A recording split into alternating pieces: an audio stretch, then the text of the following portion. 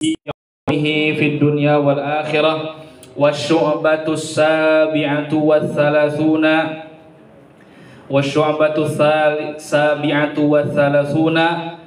tarku qatli adamiyyin muslimin. Qala Allah Ta'ala wa man yaqtulu mu'minan wa man yaqtul mu'minan muta'ammidan fajaza'uhu jahannama. Wa qala ta'ala wa la taqtulun nafsa allati harramallahu illa bil haqqi.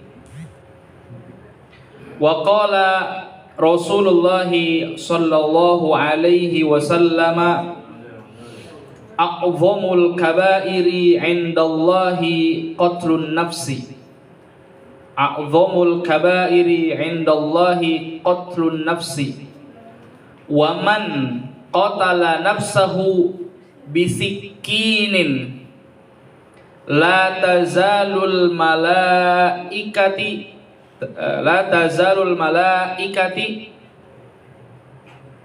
bisa juga malaikatu.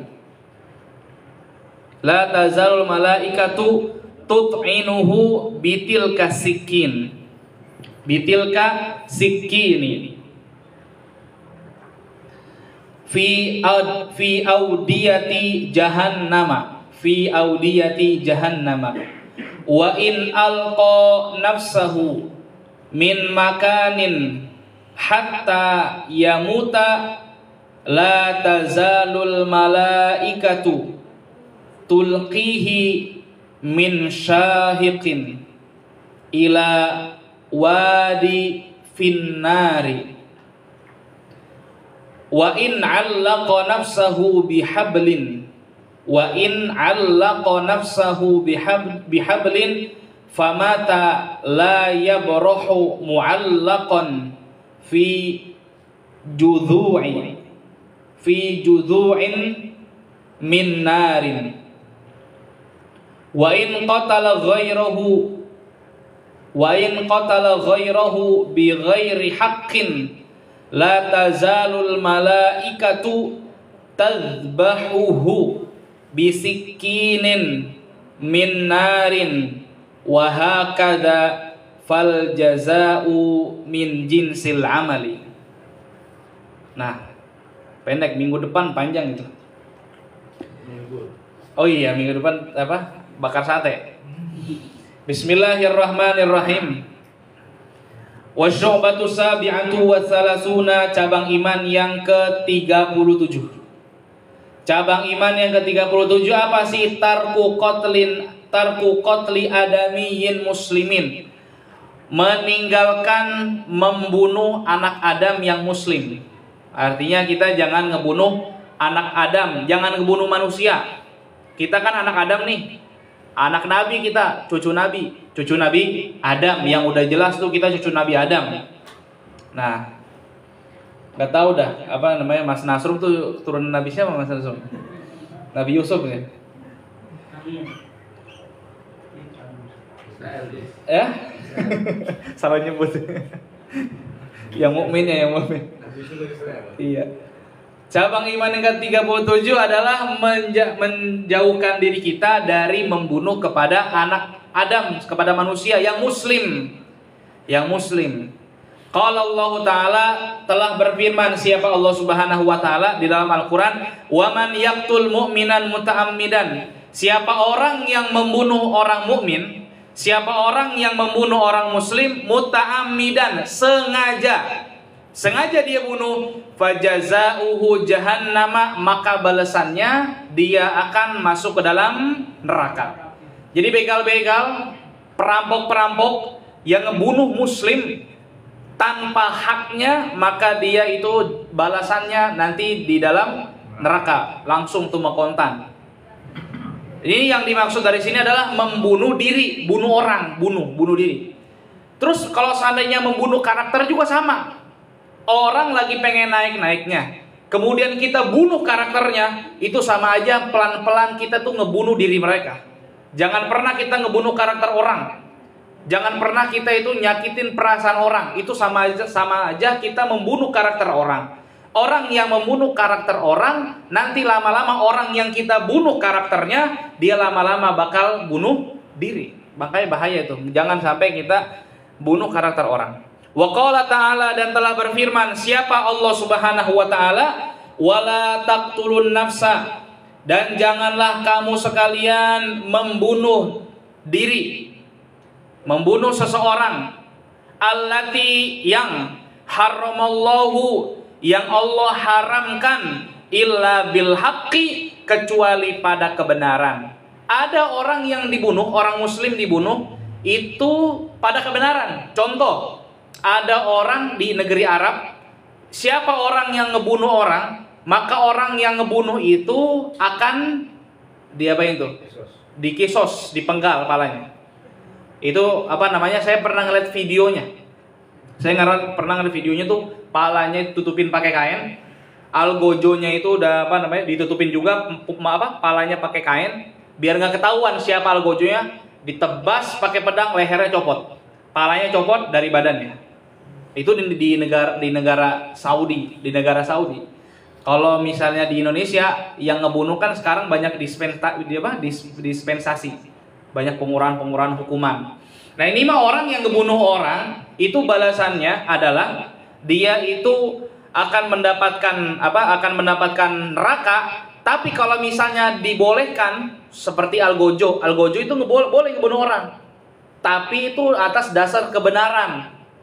Jangan kita itu atas dasar kesalahan orang, cuma terus kita akhirnya ngebunuh. Kayak misalnya gini, kita bukan orang yang diperintah sama pemerintah. Pemerintahan kita kan pemerintahan bukan menggunakan syariat Islam.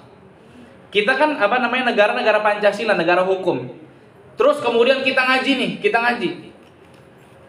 Di dalam kitab Fathul Mu'in, orang yang ninggalin sholat karena dia berkeyakinan sholatnya itu, sholat 5 waktu itu nggak wajib, maka boleh dipenggal lehernya.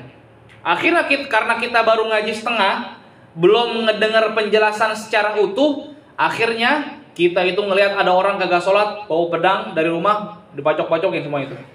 Nah ini adalah sesuatu yang salah, itu bukan hak, itu bukan kebenaran di dalam diri kita, karena kita bukan orang yang diperintahkan untuk membunuh seseorang karena kesalahan.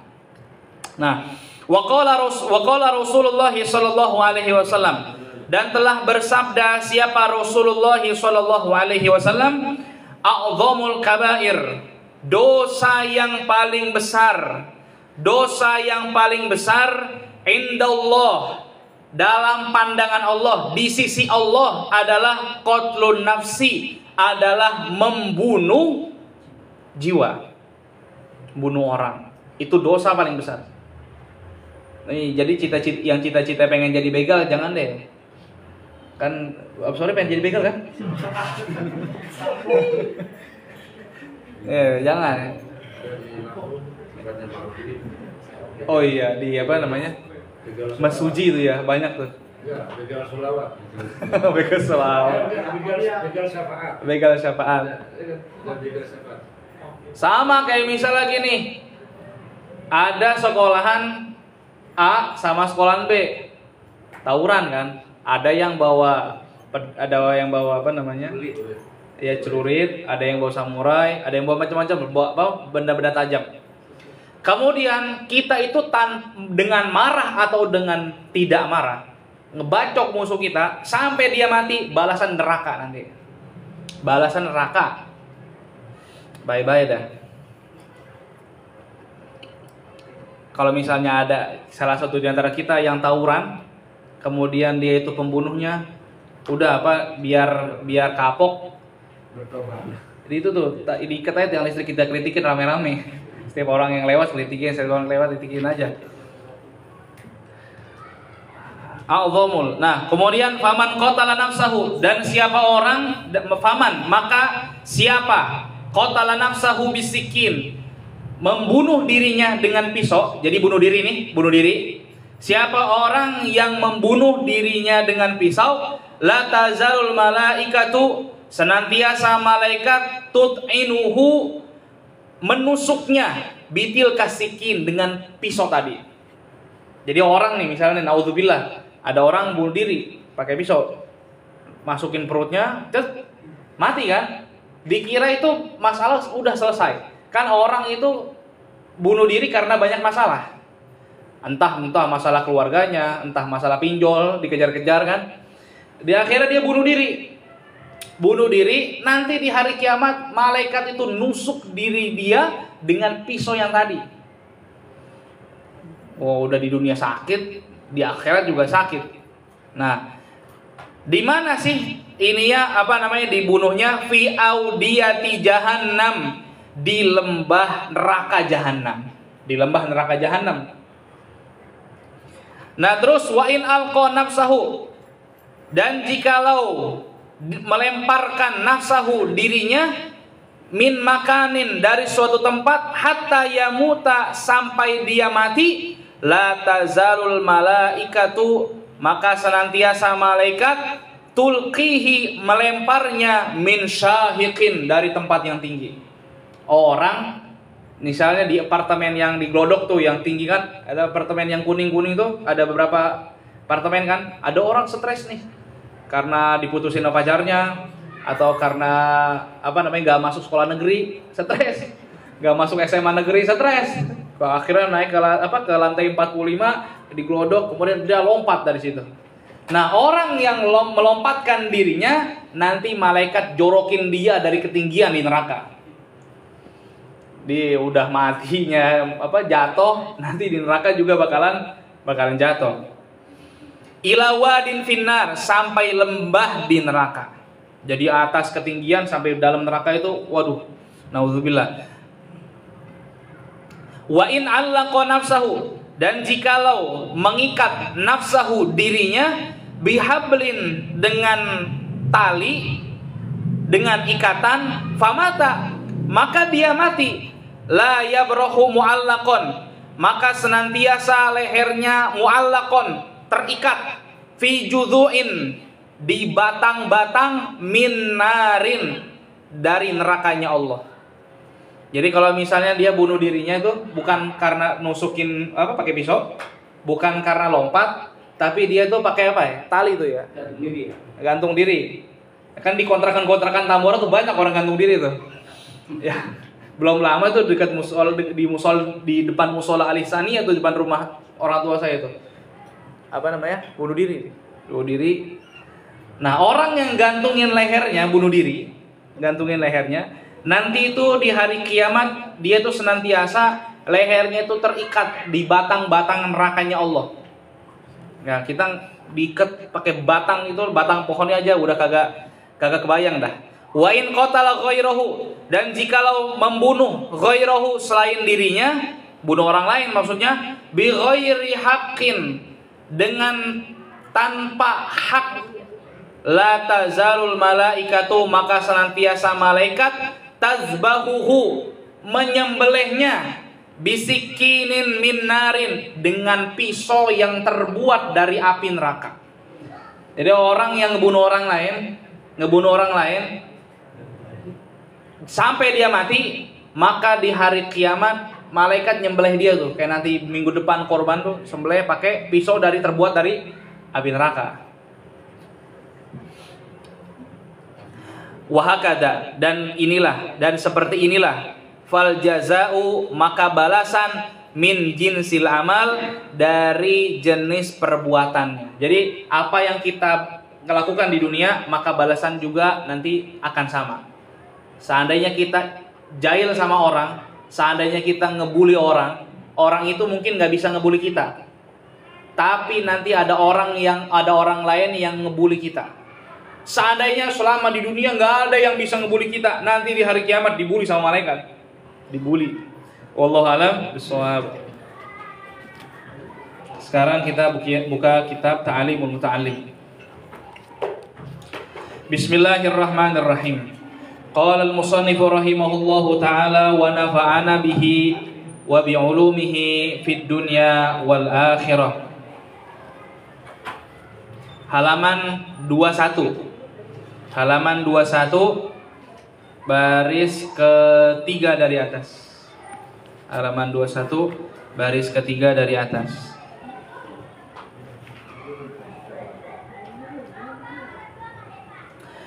Bismillahirrahmanirrahim.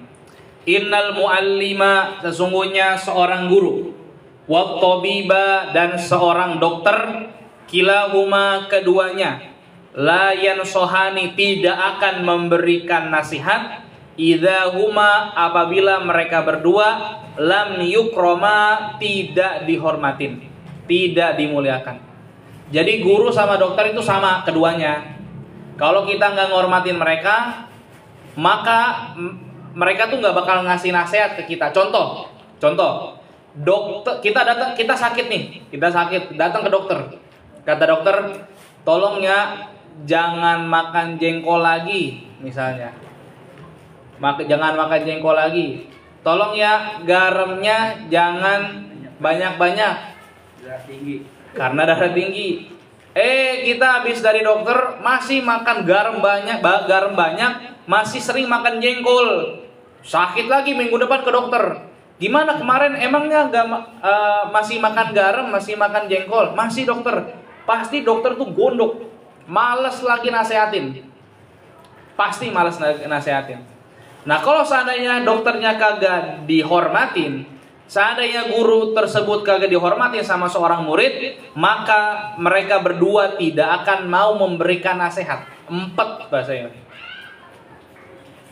Nah, fasbir, maka bersabarlah, lidaika, atas penyakitmu itu, in jafauta, jikalau kamu acuh, tobibaha, kepada doktermu, kepada dokter. Jadi kalau misalnya kita acuh terhadap nasihat-nasihat dokter, masukan-masukan dokter kita acuh, maka kita itu disuruh sabar. Udah biarin aja, sakit-sakit sono. Rasa sakitnya itu, suruh sabar. Yang kemudian wakna bijahlika, dan rasakanlah bijahlika, dengan kebodohanmu, in jafauta, jikalau kamu acuh, muallima, kepada guru. Nah, jadi apa namanya? Dua-duanya itu kudu dihormatin, karena dokter itu penyembuh jasmani kita, guru itu adalah penyembuh ruhani kita. Kita tidak akan sembuh dari penyakit kalau seandainya kita nggak menjalankan nasihat dari guru, dari dokter. Dan kita juga tidak akan sembuh dari penyakit hati kita, penyakit batin kita, kalau seandainya kita tidak memuliakan seorang guru. Wa hukiya, dan diceritakan, annal khalifata, sesungguhnya khalifah Harun Rasyid, ba'atha ibnahu, dia mengirimkan anaknya, ilal Asmu'i, kepada imam yang bernama Imam Al-Asmu'i. Jadi khalifah itu raja. Khalifah ngirim anaknya ini buat belajar sama Imam Asmu'i. Ngapain? Liyu'allimahu, agar Imam Asmu'i itu mengajarkan anak khalifah al-ilma, akan ilmu, wal adaba, dan ngajarin adab, ngajarin akhlak. Nah, dikirim tuh anaknya buat belajar ilmu dan belajar akhlak. Fara'ahu yauman, maka khalifah melihat gurunya, yauman, suatu hari, yatawaddo, gurunya tuh lagi wudu, wa yaghsil rijlahu, dan ngebasuh kaki. Wabnul khalifah, sedangkan anak khalifah tadi, yasubbul ma'a, menyiram kaki si guru tersebut, ala rijlaihi, ke atas kedua kakinya. Jadi ini gurunya kan itu disuruh sama khalifah itu buat ngajarin anaknya. Nah, kemudian ngajarin apa? Ngajarin ilmu sama ngajarin akhlak. Suatu hari nih Khalifah Harun Ar-Rasyid, dia itu melihat gurunya ini nih, Imam Asmu'i tadi lagi wudu. Kebetulan tuh lagi basuhan yang basuh kaki. Kemudian dia ngelihat bahwa Imam Asmui itu wudunya tidak sendirian, tapi dia wudu tadinya tuh di sampingnya ada anak Harun ar-Rasyid, ada anaknya. Ngapain anaknya Harun ar-Rasyid? Bahasa kita mah nyirimin air. Tahu nggak apa? Misalnya selang. Jadi apa namanya? Selangnya itu, kalau dulu kan nggak ada selang ya, pakai apa? Pakai gayung lah, pakai gayung. Airnya itu dituangin dengan anaknya Harun ar-Rasyid. Airnya dipegangin embernya, kemudian air tersebut jatuh ke kakinya ke kakinya gurunya Imam Asmui. Nah, kemudian tegur tuh, fa'ataba, kemudian ditegur. Siapa yang menegur? Al-Khalifah. Khalifah itu menegur. Menegur siapa? Al-Asmui. Kemudian pas ngeliat kayak gitu tuh, anaknya nuangin air ke kaki gurunya, ditegur sama Khalifah Harun ar-Rasyid. Apa katanya? Fidzalika waqala. Kemudian dia berkata, Harun ar-Rasyid itu ngomong, "Innama ba'atsuhu." Saya itu mengirim anak saya ilaika kepada kamu litu'allimahu, agar kamu ngajarin dia. Wa tu'addibahu, dan kamu tuh ngasih akhlak kepada dia.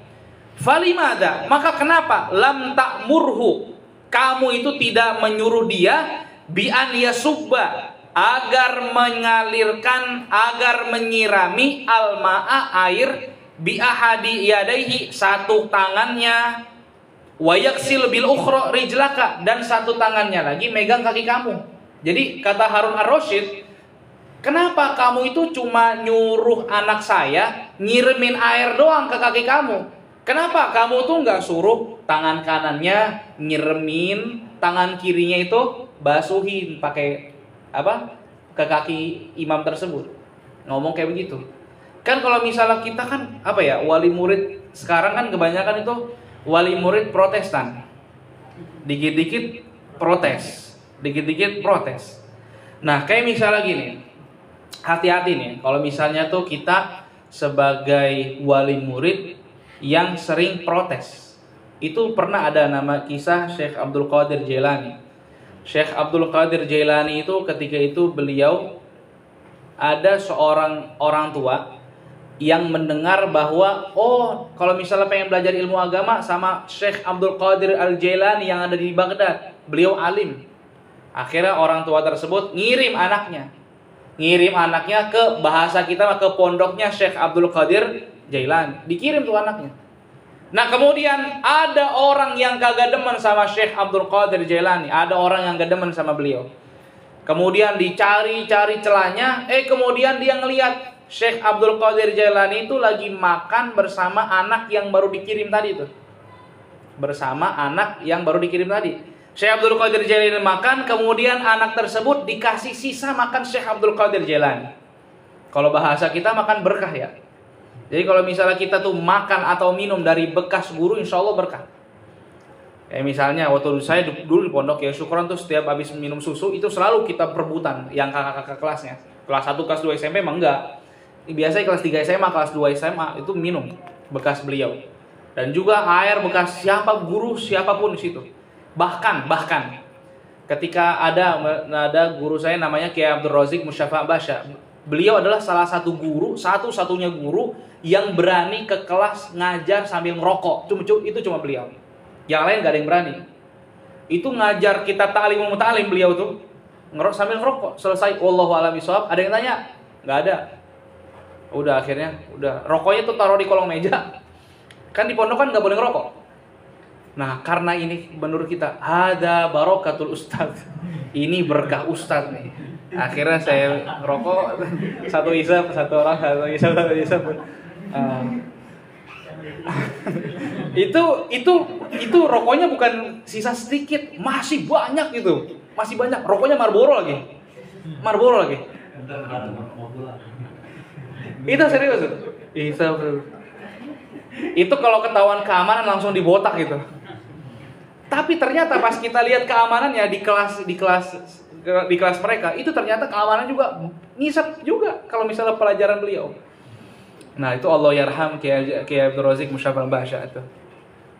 Nah, jadi apa namanya? Ada orang yang gak suka sama Syekh Abdul Qadir Jailani, akhirnya ngadu, ibu, ibu itu baru kirim anaknya ya? Iya, saya ngelihat tadi Syekh Abdul Qadir Jailani lagi makan sama anak ibu, tapi anak ibu tuh dikasih makanan sisa. Emang iya? Iya. Bukan yang ngaji, tapi malah dikasih makan sisa. Akhirnya tuh orang tuanya datang ke pondoknya Syekh Abdul Qadir Jailani. Wahai Syekh, saya pengen ngambil anak saya. Kenapa? Kan saya itu minta sama Syekh buat ngajarin kepada anak saya itu ilmu. Tapi kenapa anak saya itu disuruh-suruh kayak begini? Akhirnya kata Syekh Abdul Qadir, silakan ambil. Pas lagi perjalanan pulang, orang tuanya itu nanya sama si anaknya.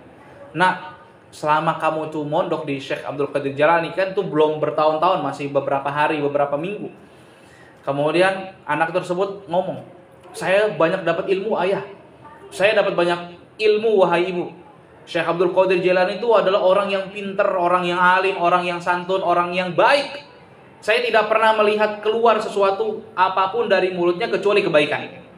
Akhirnya orang tuanya itu sadar, wah ternyata Syekh Abdul Qadir Jailani benar-benar orang berilmu dan orang baik.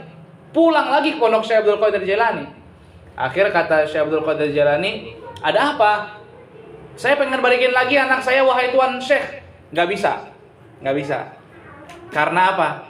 Karena berkah ilmu anak bapak sama anaknya ibu itu sudah Allah angkat, udah Allah cabut. Karena kenapa? Karena orang tuanya protes. Jadi kalau misalnya kita diapa-apain, selama itu tidak melanggar syariat, itu kita nurut-nurut. Kalau misalnya nih kita masuk ke torikoh,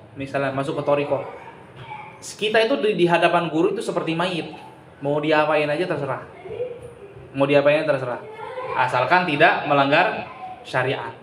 Begitu. Ya namanya mursyid nggak mungkin melanggar syariat, kecuali mursyid-mursidan gitu. Nah, jadi kalau misalnya kita itu nanti suatu saat jadi orang tua, itu jangan pernah kita itu protes apapun kepada seorang guru. Boleh kritik, tapi jangan pernah protes berlebihan. Kan kadang-kadang kita tuh protes berlebihan. Banyak itu kasus-kasus orang, ada anak padahal tuh bercanda sama temennya, dijorokin, tangannya biru. Akhirnya ngelapor sama orang tuanya apa? Dicubit sama guru. Akhirnya itu kan namanya fitnah. Sampai datang polisi macam-macam. Wah, itu. Wallahu alam bishawab. Ada pertanyaan? Iya. Batas tumanina gimana? Ada yang kadang-kadang lama, besar. Batas tumanina di dalam Kasyifatus Saja itu seukuran kita baca subhanallah. Subhanallah. Itu udah tumanina. Paling dikit ya? Paling sedikit. Subhanallah walhamdulillah. Enggak, subhanallah doang. Panjangan subhanallah walhamdulillah wala ilaha illallah. Enggak ada. Iya. Kayak kalau disebut neraka jahanam tuh, saya kadang-kadang dengar. Itu artinya apa tuh? Itu udah menjadi nama. Nama, tapi untuk orang-orang apa yang sekiranya bisa masuk neraka jahanam? Orang-orang yang di neraka jahanam adalah orang munafik. Orang-orang yang tidak beriman sama Allah. Orang-orang yang tadi tuh, yang tadi ngebunuh orang, ngebunuh diri, itu juga di neraka jahanam. Jadi neraka jahanam itu adalah neraka terganas. Bahasa kita mah. Nah, wel itu neraka wel apa sebutannya itu? Itu beda lagi. Apa ya? Itu apa? Akan ada surat ya, wailul lil mutaffifin. Wailul likulli humazatil lumazah. Jadi neraka wel lil mutaffifin bagi orang yang curang. Misalnya kita punya warung, kemudian timbangannya ini sebenarnya belum 1 kilo telurnya nih, tapi kita tinggi 1 kilo. Itu umum sekarang yang ya. Nah itu, neraka ada 8. Iya, benar. Neraka ada 8. Iya. Kalau surga ada. Tapi kalau yang 1 kilo nyari yang kecil-kecil bisa banyak. Iya. Kalau yang gede, ini non Pak Haji dan gitu. Ya udah. Ya. Nah, tuh apa namanya? Kalau misalnya kita ngomongin sorga sama neraka, sebenarnya lebih banyak jalan menuju sorga. Dan dalam kitab Misbahul Ghulam, syarah daripada kitab Bulughul Maram. Itu kitab Misbahul Zulam yang ngarang itu Syekh Muhajirin. Syekh Muhajirin itu orang Bekasi. Beliau itu ngarang kitab 4 jilid. Syarah kitab Bulughul Maram hadis. Beliau pernah mengatakan di dalam syarahnya itu, jalan menuju Allah itu seperti nafas yang keluar masuk dari diri seseorang. Berapa banyak nafas kita dari kecil sampai sekarang itu berapa banyak? Jalan menuju Allah sebanyak hembusan nafas itu. Banyak orang tuh sebenarnya jalan menuju surga Allah tuh banyak. Kata ulama kan udkhulul jannah bi abwabin mutafarriqah. Masuklah ke dalam surga dengan pintu yang berbeda-beda. Ada orang yang masuk lewat pintu Babur Rayyan, yaitu orang yang sering puasa. Ada juga orang yang masuk surga lewat pintu sedekah. Ada juga orang yang bisa masuk surga lewat pintu amal-amal yang lainnya. Banyak orang masuk surga lewat pintu-pintu mana aja, terserah. Ada pertanyaan lagi? Ada. Ustaz, saya kan pedagang. Iya. Kalau saya dagang di bulan suci Ramadan, bagaimana dagangan itu kalau ada orang beli seperti rokok atau minuman itu bagaimana? Berarti apakah dosanya itu saya dapat dari penjualan itu sendiri gitu? Kalau misalnya saya sih mengambil pendapat dari guru saya ya.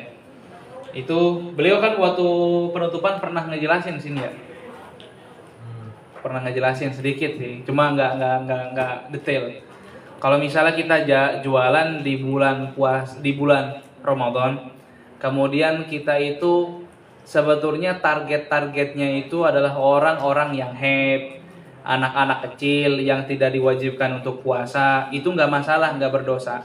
Tapi kalau misalnya kita udah tahu, kemudian kita jual rokok, yang ngebeli rokok kan biasanya orang-orang gede. Nah, maka itu penjualannya menjadi makruh. Karena kita nolongin orang mewajarkan seorang melanggar syariat Allah. Ya kan kalau dagangan saya itu kan bisa buat nanti, bisa buat langsung, bisa. Iya. Bisa aja, siap-siap. Nah, yang penting kalau misalnya kitanya udah husnudzon, ini kayaknya buat maghrib nih gitu. Buat rokok, misalnya rokok ya. Misalnya buat maghrib nih, udah nggak masalah itu. Tapi kalau misalnya kita udah tahu dan kita ngelihat dia ngerokok, itu jadi makruh nantinya. Hanya makruh, tidak Iya. dosa. Kan takutnya kan kalau dosa lagi, satu isepan dosa, dua isepan dosa lagi kan gitu. Tapi kalau warteg dia puasa, yang dagang warteg, tapi ngelayanin, kata orang baik bilang pahalanya udah nggak ada gitu. Tolong jelasin dah Pak. Apa ya? Potong ya, potong dah. Lihat kakinya doang ya. Ini soalnya ada tukang warteg itu. Aduh. Iya, kadang-kadang katanya orangnya puasa tapi ngedagang. Kalau misalnya kita siang hari bulan Ramadan, kemudian kita buka warteg, ada makanannya, ada minumannya. Nah, kemudian kita itu membukanya bebas kepada siapa aja yang butuh, Kita nggak menargetkan kepada orang yang sakit, kepada yang head gitu. Itu misalnya makan di warteg kita nih, padahal dia muslim laki-laki, Iya. kerja iya, makan di warteg kita juga kebagian dosa karena kita udah tahu. Betul. Udah tahu itu. Beda halnya yang kayak tadi. Kan kalau misalnya warteg kan makan tempat, kalau misalnya Pak Haji kan nggak makan tempat. Iya. Nggak makan tempat gitu. Cuman kakinya doang yang kelihatan. Hah? Ditutupin kakinya yang Iya, kelihatan. ketayangan. Kalau dibungkus kita masih bisa husnuzon. Iya. Kalau dibungkus kita masih dapat husnuzonnya, masih prasangka baik. Iya, betul. Oh, mungkin ini buat saudaranya yang sakit. Nah, kita nggak dapat. Tapi kalau nyayar nggak mungkin. Masa iya beli jam 3 sore makan taruh sore? Nggak mungkin apa nggak ini ya rusak. Gitu. Orang-orang sekarang udah pinter-pinter, beli rokok yang mau dimakan, nah bener lah. Udah nggak basa-basi nih. Jadi Kayak misalnya nih, warteg tutup nih, wartegnya tutup. Iya. Nggak boleh ada orang yang makan di situ. Online. Online ya. Online. Karena kita nggak tahu nih orang bener apa karena beli makanan karena sakit atau gimana gitu. Kalau ada online ya. Iya, online. Buruk aja online sekarang. Ada aplikasi buruk online ada. Ada pertanyaan? Cewek Apa? juga ada yang online. Apa? Oh. Ya, apa adanya. Iya, iya. Bener. Ada pakar. Iya. Ada pertanyaan? Nabila? Bukan manusia, dia malah. Dan kamu nanya nih, umur ini gimana tuh? Apa? Ada hadisnya nggak? Apa tuh? Umur beluk malu. Oh. 40 hari sekali. Menyukur. Ya menyukur ya. 40 hari Menyukur bulu kemaru lebih dari 40 hari makruh. sekali. Makruh. Kudu dicukur. Malah dicukur. Hah? Malah dicukur. Iya. Dipotong. Kalau bulu ketiak dicabut kan? Oh, ya. Ini juga dicabut. Apa tuh? Kalau perempuan dicabut. Oh, Perempuan dicabut. Tapi menyilang. ini perempuan. Kan ini nih. Nah. Ini cabutnya ke sono. Oh iya. Oh. Nah, itu. Iya, saya Hilang. kalau perempuan tuh ya. Perempuan hilang. Ya, kalau perempuan hilang tuh cabut ya berarti. Cabut. Bulu ketiak sunnah dicabut. Bulu uban makruh dicabut. Boleh ya. Karena uban itu bakal menjadi cahaya di hari kiamat nanti. Gatel. Iya. Dia benar. Saya dengar banyak juga orang. Iya. Buat cahaya di Buat cahaya di hari kiamat. Itu kan Habib Hanif itu pernah ngejelasin ya, kalau nggak salah dalam kitab Sabilul Iddikar itu Allah itu kan punya banyak sifat ya. Dan Allah itu merasa malu apabila memasukkan hambanya yang beruban ke dalam neraka. Nah sekarang saya tanya, itu saya di TV lihat Kiai Haji udah tua lebih dari saya, Iya. tapi rambutnya hitam. Waduh. Itu gimana kira hukum menurut Islam? Kenapa? Kalau misalnya memang kiainya itu nggak disemir, semir hitam, kan kalau semir hitam kan nggak boleh, makruh. Ya, tapi Ada yang bilang haram juga dalam ihya. tapi mustahil ya kalau udah tua, kayak macam saya 70 aja udah pada putih. Nah itu 8 Kiai Haji situ di TV saya nonton, semua hitam. Kayak Yusuf Kala itu ketua masjid. Coba asal lihat TV hitam. Soalnya ada orang yang rambutnya hitam sampai umur 60 tahunan karena genetiknya hitam. Kakek moyangnya kalau umur tua tuh tetap hitam rambutnya. Ada yang kayak gitu. Oh, ada Nggak gitu ya? nggak semuanya putih gitu. Iya. Ada yang hitam. Nah sekarang ada kuning itu apa tuh namanya tuh? Apa tuh? Itu Semir. bolehin nggak semir? Kalau misalnya selain warna hitam nggak masalah. Oh. Hmm. Cara semir tiga gitu.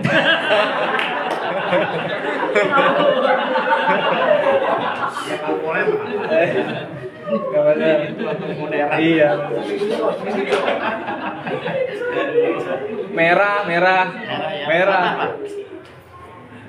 Iya, zaman sekarang beda. Kalau yang dulu pemain bigis, pemain The Battle, itu Iya. rambutnya sekarang Ustadz rambutnya gonong-gonong, itu penilaian Pak Kiai gimana? Oh, iya. Ya ini mah Islam Iya. ya, itu kayak nah. Kalau Ya, di dalam Ihya Ulumuddin, Imam Ghazali itu pernah ngomong kayak gini. Di dalam Ihya Ulumuddin, kalau salah nanti saya cek. Di dalam kitab Ihya Ulumuddin itu Imam Ghazali mengatakan kalau seandainya rambut gondrong nih itu sunnah. Sampai sini nih. Sampai kena ini nih, apa namanya? Iya. Pundak, sunnah. Nabi Muhammad karena Nabi Muhammad tuh rambutnya agak panjang. Kayaknya Ustaz Ya, Imam Abdurrahman Segaf. itu Abdurrahman Al-Segaf. Segaf sama Fidel Betul. Nah minimal kalau kita pernah gondrong berarti itu udah pernah ngelakuin kesunahannya Rasulullah gitu. Habis itu botak lagi nggak apa-apa. Tapi minimal segini. Nah. Zaman dulu bisa diperkosa tuh sama orang. Jadi kalau misalnya nih ada ustadz atau ada orang ya, misalnya dia itu rambutnya gondrong. Sedangkan di kampungnya itu ngasih apa ya? Di kampungnya itu kebiasaannya orang yang rambut gondrong biasanya copet. Nah, maka orang ketika itu di kampung itu nggak boleh menggondrongkan rambut karena nanti khawatir diserupai dengan copet. Oh, nyopet ya. Copet. Gondrong doang nggak nyopet gitu kan. Iya, iya. Nah, maka dia nggak boleh pakai rambut gondrong. Nah, jadi apa namanya? Kalau misalnya gondrong mah itu beda-beda hukum sih. Iya. Kalau Beda-beda. begini mah sunnah Nabi ya. Sunnah. Iya, saya sambil kuning dan. Sampai itu aja ya Pak Ustadz ya. Iya. Supaya jangan sampai sepi. Iya benar. Jadi, Jadi kalau misalnya ini ya nggak usah gondrong-gondrong lah ya. iya, saling mengisi lah. Nah, yang nggak tahu jadi tahu. Iya. Ya, tambah pengalaman, tambah ilmu kan. Iya benar. Ada nanya tadi Nabila, nanya apa Nabila? Ayo. Dicabut katanya.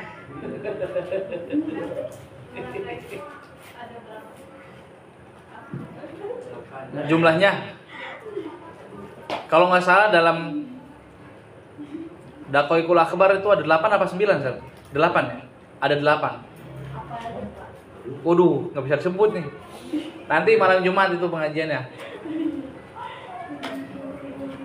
Nah itu. Nanti ada ini apa namanya, urutannya ada. Nanya neraka enak kan nanya surga, nanya neraka.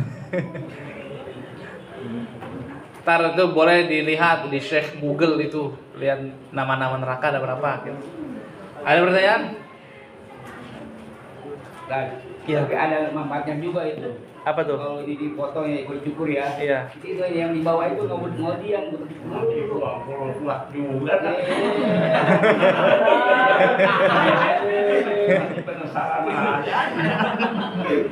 Misalnya begini, waktu saya di apa namanya, waktu di Pasangrin, Iya. itu botakin semua nama saya nih. Udah begitu, udah botak semua kena begitu buat saya. Sampai mau ditindakan, Pak Kamar Susah nih botakin lagi, masih banyak loh Pak ini. Dipegang nih. Gak usah dipraktekin. Maka itu kan, mungkin saya juga pegang Mas Susah. Ini bajunya jelek cakep. Gitu. Iya. Ya apa emang itu emang bagusnya. Iya. Iya. Mm-mm. Dibotakin tuh ya. Dibotakin. Ini dibotakin sama dikerok. Darurat Kayak mungkin sama kerok habis. Habis. Halus dong. Iya habis. Orang pala botak aja kalau kena anduk kan ngikut ya palanya tuh. Iya. Kita mulu yang di bawah itu. Ada pertanyaan lagi? Saya Pak, Ya. saya bilang kalau kita sudah ditampakin setan itu karena apa Pak? Ditampakin setan. Waduh, ini berat nih pertanyaannya nih. Ilmu gaib nih. Kalau itu saya terus terang belum belum tahu secara pasti. Ditampakin pocong ya, bisa gitu ya? Gundurwo. Ditampakin gundurwo itu tanda-tandanya apa? Ditampakin gundurwo katanya. Itu kira-kira kenapa? Ini dari ilmu apa ini? Nah, kalau saya belum tahu kalau salah itu. Cuma kita kalau ada kayak begitu jangan takut. Karena kalau kita takut mereka berani. Kalau kita berani mereka takut. Kalau nggak salah, kalau gendruwo itu bau busuk atau bau bakaran singkong. Bau bakaran? Singkong atau Singkong. bau busuk. Seingat saya dulu, kalau zaman kecil itu biasanya begitu. Nggak jauh itu biasanya. Tuh. Atau bau busuk. Pas kita lari tapi kita kayak di lama-lama lagi Itu mestinya doa. Allahumma barik lana fi ma Kabur itu setannya, takut dimakan. Iya. Pasti kabur. Gundurwo pakai peci hitam, koko putih.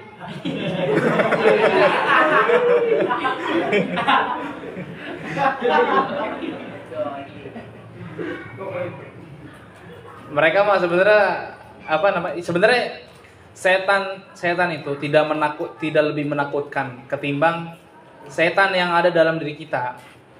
Hawa nafsu itu sebenarnya lebih menakutkan karena banyak hawa nafsu itu yang merugikan kita. Banyak. Baca itu apa? Ayat kursi minimal. Tapi godaan setan tuh nggak seberapa. Lebih sadis godaan cewek.